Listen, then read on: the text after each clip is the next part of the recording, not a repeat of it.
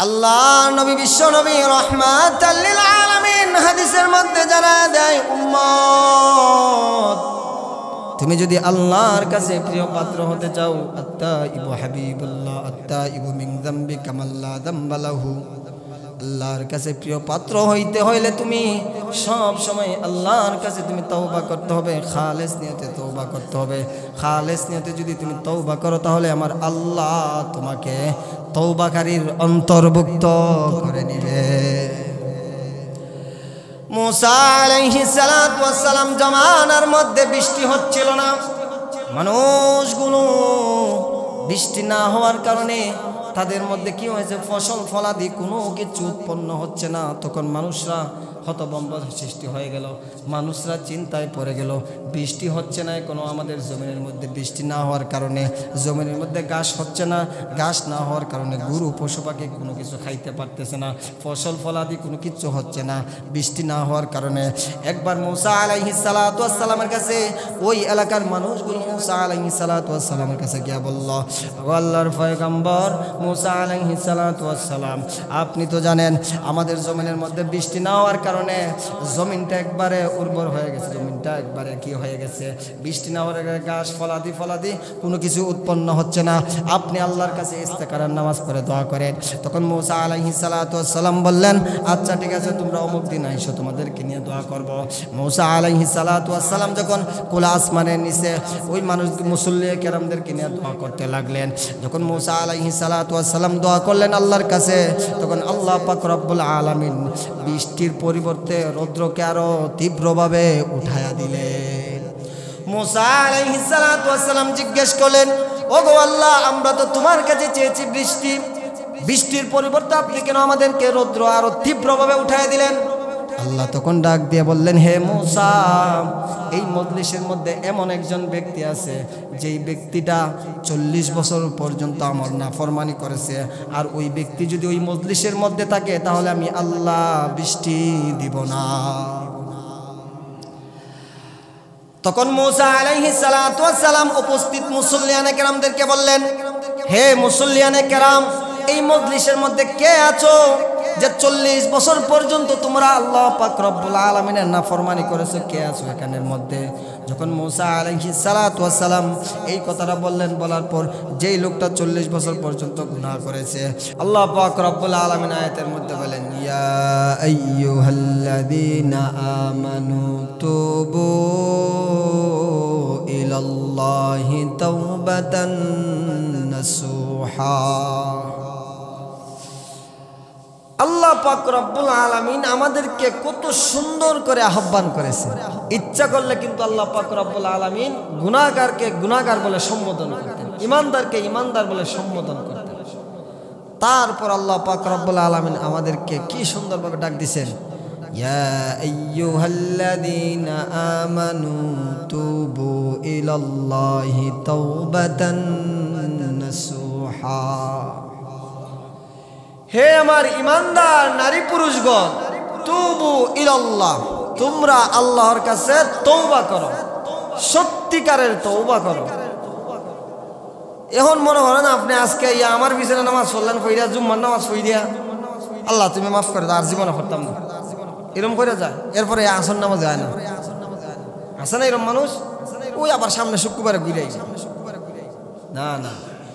গুনাহ থেকে তওবা শর্ত কবুল হওয়ার শর্ত একটা, তওবা কবুল হওয়ার শর্ত হচ্ছে যে আপনি মনে করেন গুনাহ করছেন, গুনাহ করতে করতে নিজের জীবন শেষ করে দিয়েছেন, আপনি গুনাহটাকে এমন মনে করতে হবে যে এটা একটা জঘন্য কাজ, খারাপ কাজ, ওইটা থেকে যদি আপনি নিজেকে বিরত রাখতে পারেন আর আল্লাহর কাছে খালেস নিয়তে তওবা করতে পারেন, আল্লাহ বলেন আমি তার তওবা কবুল করি। আল্লাহ নবী সাল্লাল্লাহু আলাইহি ওয়াসাল্লাম হাদিসের মধ্যে বলেন, আত্তাইবু হাবিবুল্লাহ,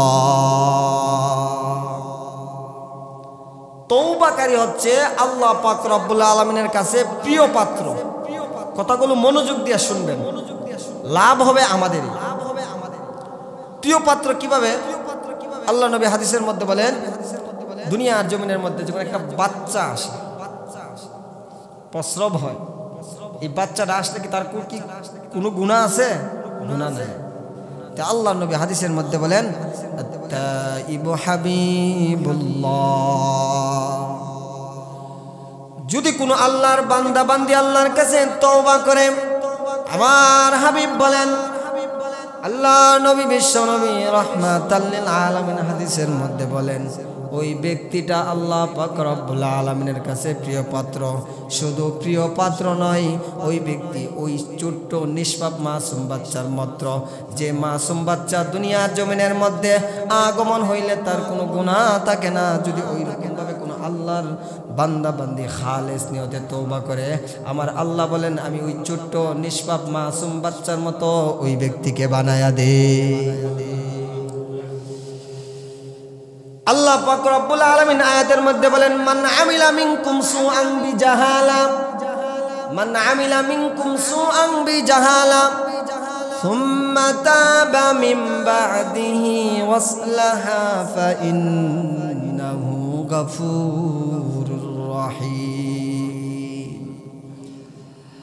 আল্লাহ পাক রব্বুল আলামিন বলেন, হে আমার বান্দা বান্দিরা, তোমরা কোনো অজ্ঞাতবশত যদি গুনাহ করে থাকো, তোমরা জানিয়া না জানিয়া যদি গুনাহ করে থাকো, আমি আল্লাহ ঘোষণা দিয়ে দিলাম, যদি তোমরা আমার কাছে মাফ চাও, ক্ষমা চাও, আমি আল্লাহ আমি ঘোষণা দিয়ে দিলাম তোমাদের সবাইকে মাফ করিয়া দিব। আল্লাহ নবী হাদিসের মধ্যে বলেন, কুল্লু বানি আদম খায়রুল খাত্তাউন ওয়া খায়রুল খাত্তাইন আত-তাওয়াবুন। প্রত্যেকটাই আদম সন্তান ভুলকারী, কিন্তু তাদের মধ্যে সবচেয়ে উত্তম হলো ওই ব্যক্তি যেই ব্যক্তি ভুল করার পর আল্লাহ পাক রব্বুল আলামিনের কাছে ক্ষমা প্রার্থনা করে। তাহলে আল্লাহ পাক রব্বুল আলামিন আমাদেরকে কত সুন্দর সাজেশন দিয়েছেন, বান্দা তুমি গুনাহ করতে করতে নিজের জীবনটাকে শেষ করে দিয়েছো, নিজের জীবনটাকে একবারে শেষ করে দিয়েছো। তারপরে যদি তুমি আমার নিকট খালেস নিয়তে আইসা তওবা করো, আমি আল্লাহ ঘোষণা দিয়েছি তোমাদেরকে মাফ করিয়া দিব। এবার আসেন, অনেক মানুষের মনের ভিতরে একটা চিন্তা ভাবনা চলে আসে যে আমি গুনাহ করতে করতে আমার নিজের জীবনটাকে শেষ করে দিয়েছি, তওবা করেছি আল্লাহর কাছে, তওবা করার পর কি আল্লাহ পাক রব্বুল আলামিন আমাকে মাফ করবেন কিনা? একটা প্রশ্ন আসে না? অনেকের মনের ভিতরে একটা চিন্তা আসে যে আমি তো গুনাহ করছি, অনেক গুনাহ করার পর তওবা করছি আল্লাহ পাক রব্বুল আলামিন, তওবা করার পর অনেকের মনের মধ্যে একটা চিন্তা আসে যে আল্লাহ কি আমাকে মাফ করবে? এরকম একটা চিন্তা আসে না? না না, এইরকম চিন্তা আসলে আপনি চিন্তা করবেন না। আল্লাহ বলছেন, বান্দা তুমি আমার কাছ থেকে নিরাশ হয় না। আল্লাহ পাক রব্বুল আলামিন কোরআনের কারীমের মধ্যে বলেন, কুল ইয়া ইবাদিয়াল্লাযীনা আমানু, কুল ইয়া ইবাদিয়াল্লাযীনা আমানু আসরাফু আলা আনফুসাহুম লা তাকনাতু মির রাহমাতিল্লাহ। আল্লাহ পাক রব্বুল আলামিন বলেন, হে আমার হাবিব, তুমি আমার বান্দা বান্দিগণকে জানা দাও, যদি আমার কোনো বান্দা বান্দি আমার কাছে তওবা করার পর সে নিরাশ যাতে না হয়, কারণ আমি আল্লাহ পাক রব্বুল আলামিন আমার বান্দা বান্দিদেরকে মাফ করতে, ক্ষমা করতে আমি আল্লাহ বেশি পছন্দ করি। তাহলে তওবা করলে আমাদের জন্য লাভ না লস? তওবা করলে আমাদের জন্য অনেক বড় লাভবান, তোমাদের তওবা করলে আমাদের জন্য অনেক বড় লাভ, অনেক বড় উপকার। যদি তওবা ছাড়া আপনি আমি কবরের মধ্যে চলে যাই, তাহলে আমাদের জীবনটা একবারে সর্বনাশ হয়ে যাবে। তওবা ছাড়া যদি আপনি আমি দুনিয়ার জমিন থেকে বিদায় হয়ে যাই, তাহলে আমাদের এই জীবনটা দাম নয়, এই জীবনটা আমাদের জন্য একটা অভাগ্যহীন জীবন হয়ে থাকবে। আল্লাহ পাক রব্বুল আলামিন হাদিসে কুদসির মধ্যে বলেন, হাদিসে কুদসি মানে কি? আল্লাহ পাক রব্বুল আলামিন যেই হাদিসটা নিজেই স্বয়ং বর্ণনা করছেন, ওই হাদিসের মধ্যে আল্লাহ পাক রব্বুল আলামিন নিজেই বলেন, এটাকে বলা হয় হাদিসে কুদসি। আল্লাহ পাক রব্বুল আলামিন বলেন, হে ইবনে আদম, ইয়া ইবনে আদম ইন্নাকা দাওয়াউতানি ওয়া রুজুতানি। আল্লাহ পাক রব্বুল আলামিন বলেন, হে ইবনে আদম, হে আমার আদম সন্তান, তুমি আমার যতক্ষণ রহমতের আশা করবা, ততক্ষণ তুমি যদি গুনাহ করে থাকো, তারপর আমি আল্লাহ পাক রব্বুল আলামিন তোমাকে মাফ করে দিব। শুধু মাফ না, আমার আল্লাহ বলেন, তোমাকে যে আমি মাফ করব তার মধ্যে কোনো সংকোচ দ্বিধা করব না। হাদিসের মধ্যে আবার আল্লাহ পাক রব্বুল আলামিন বলেন, হে ইবনে আদম, হে আমার আদম সন্তান, তুমি যদি আসমান সম পরিমাণ গুনাহ করে পেলো, আর আমার রহমত থেকে যদি তুমি নিরাশ না হও, আসমান সম পরিমাণ গুনাহ করার পরও তুমি যদি আমার কাছে খালেস নিয়তে তওবা করো, আমি আল্লাহ ওই আসমান সম পরিমাণ গুনাহকে আমার রহমত দিয়ে আমি আল্লাহ ভরে দিব। হাদিসের 3 নম্বর শেষ অংশের মধ্যে আল্লাহ পাক রব্বুল আলামিন বলেন, হে ইবনে আদম, হে আমার আদম সন্তান, তুমি যদি জমিন পরিমাণ গুনাহ করে পেল, জমিনের আনাচে কানাচে যতগুলো ছিদ্র আছে, অর্থাৎ জমিতে আনাচে কানাচে তোমার গুনাহগুলো ভরপুর হয়ে রয়েছে, আল্লাহ বলেন, তুমি যদি শিরিকবিহীন অবস্থায় আমার কাছে আসতে পারো, আমি আল্লাহ ঘোষণা দিলাম, তোমার ওই আল্লাহর ভয়ে যে ব্যক্তি আল্লাহর ভয়ে যে ব্যক্তি ভীত হয়ে যায়, আর যদি শিরিকবিহীন অবস্থায় আল্লাহর কাছে আসতে পারে, আল্লাহ পাক রব্বুল আলামিন বলেন, ওই জমিন পরিমাণ যে গুনাহ ছিল, ওইগুলো সবগুলো আমি আল্লাহ পাক রব্বুল আলামিন রহমত দিয়ে পরিপূর্ণ করে আমি আল্লাহ তোমাকে মাফ করে দিব। এই গেল যে তওবা করলে ফায়দা, তওবা করলে কি ফায়দার জায়গা গেছে। এবার তওবা না করলে যে আমাদের কতটুকু ক্ষতি, এগুলো বলার পর আপনি বুঝতে পারবেন যে তওবা না করলে আমাদের জন্য কতটুকু ক্ষতি। আল্লাহ পাক রব্বুল আলামিন এক একজন নবীকে এক একটা জাতির জন্য প্রেরণ করেছিলেন। আমরা তো প্রত্যেকেই জানি, আদম আলাইহিস সালাতু ওয়াস সালামকে আল্লাহ পাক রব্বুল আলামিন এক জাতির জন্য প্রেরণ করেছেন, নূহ আলাইহিস সালাতু ওয়াস সালামকে, ইব্রাহিম আলাইহিস সালাতু ওয়াস সালামকে, শীস আলাইহিস সালাতু ওয়াস সালামকে, সবাইকে আল্লাহ পাক রব্বুল আলামিন এক একটা জাতির জন্য প্রেরণ করেছিলেন। একটা উদাহরণ দেওয়ার জন্য, একটা ঘটনা বলার জন্য, যাতে তওবা না করলে আমাদের কি ক্ষতি হয় এইটা বোঝানোর জন্য আমি আপনাদেরকে বলতেছি। হুদা আলাইহিস সালাতু ওয়াস সালাম একজন যে নবী ছিলেন, ওনার নাম আমরা অনেকেই জানি, আবার অনেকেই জানি না।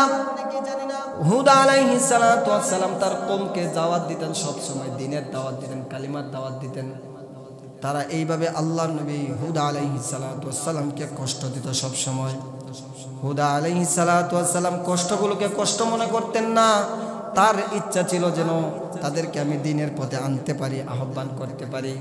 এরপরে তারা যখন এইরকম মানে না, তখন হুদা আলাইহিস সালাতু ওয়াস সালাম তাদেরকে বললেন, হে আমার সম্প্রদায়ের লোকেরা, তোমরা আল্লাহর কাছে তওবা করো, তওবা যদি না করো তাহলে তোমরা ধ্বংস হয়ে যাইবা। হুদা আলাইহিস সালাতু ওয়াস সালাম যখন এইভাবে বললেন, বলার পর তারা এগুলো কি করে, তোর যে ব্যক্তি আমাদের মূর্তি পূজা আমরা যার করি, ওই ব্যক্তি ওই মূর্তি পূজাকে দেখতে পারে না, আমাদের খুদাকে দেখতে পারে না, আবার ওই ব্যক্তির কথায় আমরা কেমন তওবা করব, সংকোচ ঢুকে গেছে তাদের। হুদা আলাইহিস সালাতু ওয়াস সালামের উদ্দেশ্য ছিল যে আমার কওমকে যেন আমি কি করি, এই গুনাহ থেকে, এই খারাপ কাজ থেকে বাঁচায় রাখতে পারি। হুদা আলাইহিস সালাতু ওয়াস সালামের উদ্দেশ্য ছিল। হুদা আলাইহিস সালাতু ওয়াস সালাম বললেন, হে আমার সম্প্রদায়ের লোকেরা, তোমরা তওবা করো, তওবা করো, তওবা যদি না করো আল্লাহ পাক রব্বুল আলামিন তোমাদেরকে আযাব দিয়ে ধ্বংস করবে। তারা হুদা আলাইহিস সালাতু ওয়াস সালামকে কি করলো, আরো টাট্টা বিদ্রুপ করতে লাগলো। হয় আল্লাহকে আমাদেরকে ধ্বংস করবেন, আমরা হলাম এমন জাতি, আমরা কিরকম জাতি, আমরা পাথর কাইটা কাইটা ঘর বানাই, আমরা এই পাহাড়ের ভিতরে আমরা ঘর বানাই, আল্লাহ কি আমাদেরকে ধ্বংস করতে পারবেন? তো নাউজুবিল্লাহ হন না। আল্লাহ পাক রব্বুল আলামিন পয়গম্বর হুদা আলাইহিস সালাতু ওয়াস সালামকে জানাই দিলেন। তারপর হুদা আলাইহিস সালাতু ওয়াস সালাম তার কম সম্প্রদায়কে বললেন, ও আমার জাতিরা, ও আমার সম্প্রদায়ের লোকেরা, তোমরা শুনিয়া নাও, তোমরা যে মূর্তি পূজার ইবাদত করো, তোমরা যে মূর্তি পূজার ইবাদত করতেছো, এগুলো থেকে থেকে ফিরে আসো, ওইগুলো থেকে যদি ফিরে না আসো তাহলে তোমরা ধ্বংস হয়ে যাইবা। তখন কওমের লোকেরা, হুদা আলাইহিস সালাতু ওয়াস সালামের কওমের লোকেরা বলতো, হাই পাগলে কি কয়, কি কয়, পাগলে কি কয়, যে যদি আমরা ফিরে না আসি আল্লাহ আমাদেরকে ধ্বংস করে দিবেন। তখন হুদা আলাইহিস সালাতু ওয়াস সালাম যখন দিনের দাওয়াত দিতে লাগলেন, তাদেরকে তওবার আহ্বান দিতে লাগলেন, তারা তওবা গ্রহণ করলো না। তারা বলে আমরা তওবা করতে পারবো না। তখন আল্লাহ পাক রব্বুল আলামিন জানাই দিলেন, হে আমার পয়গম্বর হুদ, যারা তোমার কথাকে প্রত্যাখ্যান করলো, তুমি তাদেরকে তওবার আহ্বান দিয়েছিলা, যারা তোমার তওবাকে কবুল করলো না, কবুল না করার কারণে আমি আল্লাহ তাদেরকে ধ্বংস করে দিব। আল্লাহ পাক রব্বুল আলামিন তাদেরকে কি দিয়ে ধ্বংস করলেন? আল্লাহ পাক রব্বুল আলামিন কিতাবের মধ্যে লেখে 7 দিন 8 রাত পর্যন্ত তাদেরকে এমন ঝড় তুফান বৃষ্টি দিতে আরম্ভ করলেন, যেই ঝড় তুফান বৃষ্টি দেওয়ার কারণে তাদের বাড়ির ছাদগুলো উড়িয়ে নিলেন আল্লাহ পাক রব্বুল আলামিন বাতাসের মাধ্যমে। শুধু বাড়ির ছাদগুলো উড়ায় নেন না, আল্লাহ পাক রব্বুল আলামিন গাছগুলোকে পর্যন্ত উপড়িয়ে নিয়ে গেছেন। শুধু গাছগুলোকে উপড়িয়ে নেন নাই, আল্লাহ পাক রব্বুল আলামিন তাদেরকে এমন অবস্থা করেছেন, বলে কিরকম অবস্থা? আল্লাহ পাক রব্বুল আলামিন 7 দিন 8 রাত পর্যন্ত বৃষ্টি দিয়ে তাদের সবগুলো চিনিয়ে মিনিয়ে নিয়েছেন। তারপর আল্লাহ পাক রব্বুল আলামিন তারা যে অবাধ্যতা করত, অবাধ্যতা করার কারণে আল্লাহ পাক রব্বুল আলামিন তাদেরকে ধ্বংস করার জন্য এমন একটা বাতাস ছাড়লেন। এই বাতাসটা এমন খারাপ একটা বাতাস, এই বাতাসটা নাকের ছিদ্র দিয়ে প্রবেশ করেছে, পায়খানার রাস্তা দিয়ে বাইর হয়েছে। অর্থাৎ এই বাতাসটা ঢোকার সঙ্গে সঙ্গেই আজ জাতির যারা আসলো তাদেরকে আল্লাহ পাক রব্বুল আলামিন সবাইকে একসাথে ধ্বংস করে দিয়েছে। কেন? হুদ আলাইহিস সালাতু ওয়াস সালাম, আল্লাহর নবী হুদ সব সময় তওবার দাওয়াত দিতেন, তওবা করার জন্য আহ্বান করতেন, কিন্তু তারা তওবা গ্রহণ করতো না, তওবা কবুল করতো না, তওবা করতো না। আর হুদ আলাইহিস সালাতু ওয়াস সালামকে কি দিত? কষ্ট দিত। এই কষ্ট দেওয়ার কারণে আল্লাহ পাক রব্বুল আলামিন কিন্তু ছাড় দেয়, আল্লাহ পাক রব্বুল আলামিন ছাড় দেয় না একবারই। তাদেরকে আল্লাহ পাক রব্বুল আলামিন সময় দিয়েছেন, সময় দেওয়ার পরও তারা কোনো জিনিস চিন্তা ফিকির করলো না। চিন্তা ফিকির না করার কারণে আল্লাহ পাক রব্বুল আলামিন হুদ আলাইহিস সালাতু ওয়াস সালামকে তারা কষ্ট দিতে লাগলো। কষ্ট দেওয়ার কারণে আল্লাহ পাক রব্বুল আলামিন ওই আজ জাতিকে আল্লাহ পাক রব্বুল আলামিন একবারে ধ্বংস করে দিয়েছে। এবার আসেন, আমাদের অনেকেই আছে, আমরা গুনাহ করি, গুনাহ করার পর অনেকের মনের ভিতরে সংকোচ থাকে যে একটা মানুষ আগে মদের ব্যবসা করত, একটা মানুষ আগে জিনার কাজ করত, একটা মানুষ আগে সুদের ব্যবসা করত, একটা মানুষ আগে সবসময় চুগলখড়ি গীবতখড়ি করত, কিন্তু ওই মানুষটা ওইগুলো থেকে বিরত হয়ে ওইগুলো ছেড়ে দিয়ে সে আল্লাহর পথে আসছে। আসার পরে দেখবেন সমাজের মধ্যে কিছু মানুষ আছে, ইয়ে আগে সুদ খাইতো, এখন নামাজ ফিরে এমন ভালো হয়ে গেছে, ইয়ে আগে ঘুষ খাইতো, এখন নামাজ ফিরে দেখো পিসাব হয়ে গেছে, বাদ দিয়ে দিয়েছে, ইয়ে আগে মদ খাইতো, এখন দেখো বাপসাপ লই লিছে। এইরকম যারা বলে ভাই এরকম আপনি আমি বলা একদম ঠিক না। যেই আল্লাহর গুনাহ করছে ওই ব্যক্তিটা যদি আল্লাহ পাক রব্বুল আলামিনের কাছে খালেস নিয়ে চাইছে, একবার যদি মসজিদের কোণায় অথবা ঘরের মধ্যে বসে নামাজের মধ্যে বইসা আল্লাহর কাছে মাফ চায়, আমার আল্লাহ মাফ করে দেবেন। আপনি তাদেরকে ঠাট্টা বিদ্রুপ করার কোনো ব্যক্তি না। কেউ কাউকে আপনারা এরকম করতে পারবেন না, এটা আপনারা কেউ কাউকে এরকম করতে পারবেন। বুখারী ও মুসলিম শরীফের হাদিস, আল্লাহর নবী বিশ্ব নবী রাহমাতাল লিল আলামিন বলেন, বনি ইসরাইলের একজন ব্যক্তি ছিল, সে 99 জন মানুষকে কি করেছিল? হত্যা করেছিল। 99 জন মানুষকে হত্যা করার পর ওই ব্যক্তির মনের ভিতরে একটা সংকোচ চলে আসলো, আমি যে 99 জন মানুষকে হত্যা করেছি, আল্লাহ কি আমার তওবা কি কবুল করবেননি? ওই ব্যক্তিটা তওবা কবুল হওয়ার জন্য ছুটে গেল মানুষদের জন্য সাক্ষাৎ করার জন্য, একজন আলেমের কাছে গেল যেন সে যেন তওবা কবুল হওয়ার কোনো শর্ত আছে কিনা। 99টা হত্যা করার পর সে তালাশ করতে লাগলো তওবা কবুল হবে কিনা। প্রতিমধ্যে রাস্তার মধ্যে একজন রাহেবকে পাইল, পাওয়ার পর জিজ্ঞেস করলো, কিরে ভাই, আমি 99 জন মানুষকে হত্যা করেছি, আল্লাহ কি আমার তওবা কি কবুল করবেন কিনা? তখন ওই ব্যক্তি বলল, না, তোমার তওবা কবুল হবে না। ওই যে ব্যক্তিটা 99 জন মানুষকে হত্যা করেছিল ওই ব্যক্তি আবার ওই ব্যক্তিকে আঘাত করলো, অর্থাৎ একবারে মেরে ফেললো। কিন্তু ওই ব্যক্তি মোট 100 জন মানুষকে হত্যা করলো। হত্যা করার পর সে আবার ছুটলো, আমি আরো এক মানুষের কাছে যাইব, আমি আল্লাহওয়ালা দিনদারিত্বের কাছে যাইব, গিয়ে জিজ্ঞেস করব আল্লাহ কি আমার তওবা কবুল করবেন কিনা। সে প্রতিমধ্যে রাস্তার মধ্যে একজন আলেমকে পাইল, আলেমকে জিজ্ঞেস করলো, ও আলেম, আমি তো 100 জন মানুষকে হত্যা করেছি, আল্লাহ কি আমার তওবা কবুল করবেন কিনা? তখন আলেম বললেন, হ্যাঁ তুমি তওবা করতে থাকো, আল্লাহ তাআলা তোমার তওবা কবুল করবেন। এরপর আলেম বলল, তুমি ওই বস্তির মধ্যে যাও, ওই বস্তির মধ্যে গিয়ে দেখো আল্লাহওয়ালা কিছু মানুষ, আর আল্লাহওয়ালা কিছু মানুষ আছে, তারা সবসময় আল্লাহর ইবাদতে মশগুল থাকে, তুমি ওই বস্তির মধ্যে যাও। বনি ইসরাইলের লোকটা যখন দৌড়ায়া বস্তির দিকে যাইতে থাকে, এই বনি ইসরাইলের লোকটা যখন বস্তির দিকে যাইতে লাগলো, বস্তির মধ্যে যাইতে পারলো না, কিন্তু পথের মধ্যেই সে মারা গেল। কিন্তু মারা যাওয়ার পর তার মুখটা ছিল বস্তির দিকে, তার মুখটা ছিল, মুখটা তাকার কারণে আল্লাহ পাক রব্বুল আলামিন, বুখারী এবং মুসলিমের হাদিস, আল্লাহ পাক রব্বুল আলামিন তার 100টা যে হত্যা করেছে, এই হত্যা আল্লাহ পাক রব্বুল আলামিন মাফ করে দিয়েছে। তাহলে তওবা কত বড় দাম! তওবার দ্বারা মানুষ উপরে উঠে যায়। আবার তওবা যদি আপনি আমি না করি, তাহলে এই তওবার দ্বারা আপনি আমি নিচু হয়ে যাব। ওই ব্যক্তিটা কিন্তু বস্তির মধ্যে যাইতে পারে নাই, না যাওয়ার আগেই সে মৃত্যুবরণ করেছে, কিন্তু তার উদ্দেশ্যটা ছিল ওই বস্তির মধ্যে যাইবে, আল্লাহওয়ালার সঙ্গে সাক্ষাৎ করবে, উদ্দেশ্যটা ছিল। কিন্তু বস্তিতে না যাওয়ার আগেই সে রাস্তার মধ্যে মারা গেছে। মারা যাওয়ার পর তার মুখটা ছিল শুধু এই বস্তির দিকে মুখটা থাকার কারণে আল্লাহ পাক রব্বুল আলামিন তার 100টা যে লোককে হত্যা করেছিল, এই হত্যাগুলো আল্লাহ পাক রব্বুল আলামিন শুধু মাফ করেন নাই, তার তওবাকেও কবুল করেছে। আজকে আপনি আমি আসমান সমান, পাহাড় সমান, জমিন সমান, সবগুলো সারা দুনিয়া সমপরিমাণ যদি আপনি আমি গুনাহ করি, আমার আল্লাহ হাদিসে কুদুসির মধ্যে জানাইছেন, আমার আল্লাহ বলেন, আমি ওই আসমান জমিন সারা পৃথিবীর সমপরিমাণ যদি তুমি গুনাহ করো, আমার কাছে যদি তুমি নির্ভেজাল খালিস তওবা করো, আমি আল্লাহ ঘোষণা দিয়ে দিলাম, আমি আল্লাহ তোমাকে মাফ করে দিব।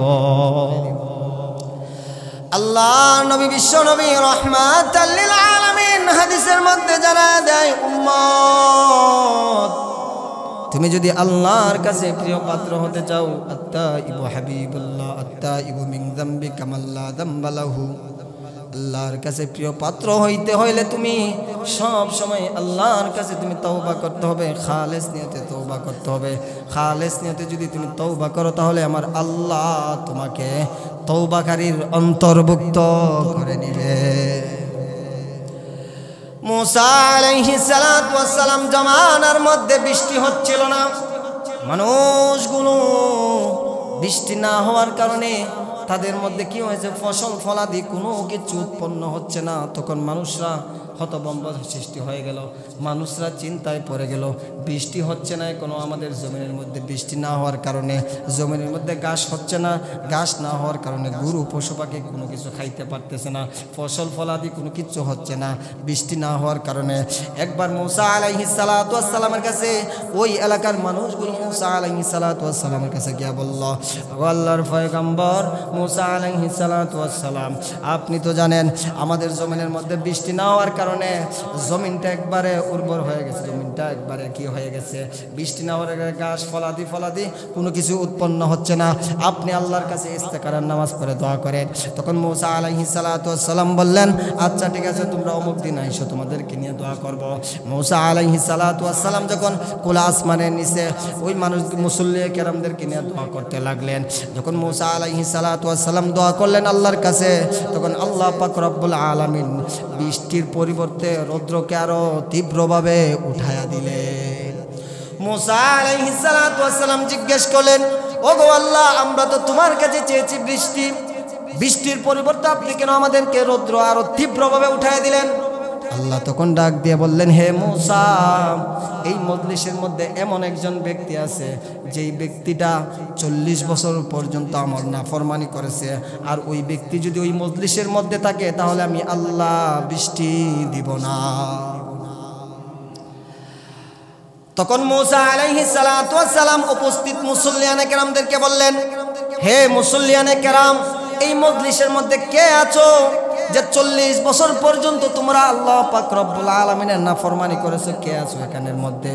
যখন যখন মূসা আলাইহিস সালাতু ওয়াস সালাম এই কথাটা বললেন, বলার পর যেই লোকটা 40 বছর পর্যন্ত গুনাহ করেছে ওই লোকটা একবার ডানে তাকায়, একবার বামে তাকায়, একবার সামনে তাকায়, একবার পিছনে তাকায়। ওই লোকটা চিন্তা করতে লাগলো আর বলল, যদি আমি এই মজলিস থেকে বাইর হই তাহলে মানুষ আমাকে নিয়ে হাসি ঠাট্টা বিদ্রুপ করবে। তখন ওই ব্যক্তি মনে মনে চিন্তা করলো আর ভাবতে লাগলো, ও আমার মালিক, ও আমার দয়ার মালিক, আসমানের মালিক, জমিনের মালিক, ও আমার দয়ার মালিক, আসমানের মালিক, জমিনের মালিক আল্লাহ, আমি 40টা বছর গুনাহ করেছি, তুমি ছাড়া কেউ জানে না গো আল্লাহ। তুমি যদি আমাকে মাফ করে দাও তাহলে এখানে কেউ জানবে না, আর তুমি যদি আমাকে মাফ না করো, আমি যদি এই মজলিস থেকে বাইর হয়ে যাই তাহলে মানুষ আমাকে হাসি ঠাট্টা বিদ্রুপ করবে, মানুষ আমাকে শরম দেবে, মানুষের সামনে আমি বাহির হতে পারবো না। গো দয়ার আল্লাহ, তুমি আমাকে মাফ করে দাও, তোমার অনুগ্রহে অনুতাপের কারণে আমাকে মাফ করে দাও।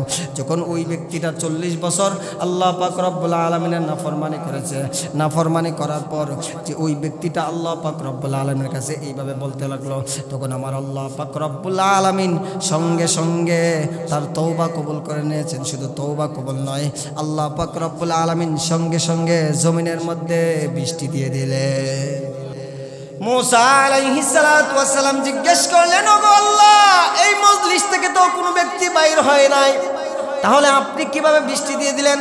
তখন আল্লাহ জানায় দিলেন, হে আমার মূসা পয়গম্বর, যেই লোকটা আমার 40 বছর পর্যন্ত নাফরমানি করেছে ওই লোকটা আমার কাছে খালেস নিয়তে তওবা করেছে, তওবা করার কারণে আমি আল্লাহ পাক রব্বুল আলামিন মাফ করে দিয়েছি। মাফ করার পরেই আল্লাহ পাক রব্বুল আলামিন সঙ্গে সঙ্গে বৃষ্টি দিয়েছে।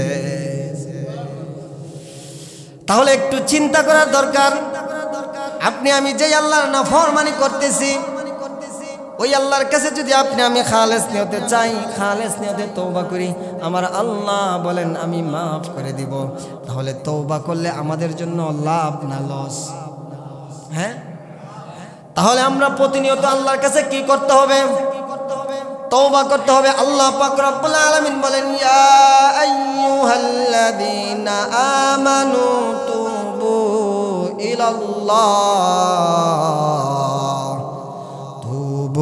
ইলাল্লাহি তাওবাতান নাসুহা। একটা উদাহরণ দিয়ে শেষ দিয়ে দেব। আল্লাহ পাক রব্বুল আলামিন বলেন, হে আমার ঈমানদারগণ, তুবু ইলাল্লাহ, তোমরা আল্লাহর কাছে তওবা করো। তওবা এমন ভাবে করবা, সত্যিকারের তওবা করবা। দুনিয়ার জমিনের মধ্যে যারা তওবা করবে আল্লাহ পাক রব্বুল আলামিন সূরা তাহরিমের 8 নম্বর আয়াতের মধ্যে বলেন, তাফসীরে রুহুল মানিতে ব্যাখ্যাটা এইভাবে এসেছে, হাসরের ময়দানে আল্লাহ পাক রব্বুল আলামিন দুইটা নূর দিবেন, নূর প্রদান করবেন। যারা তওবা করেছে আমি আল্লাহ পাক রব্বুল আলামিন তাদেরকে নূর দিব, আর যারা তওবা করে না আমি আল্লাহ পাক রব্বুল আলামিন তাদেরকেও নূর দিব।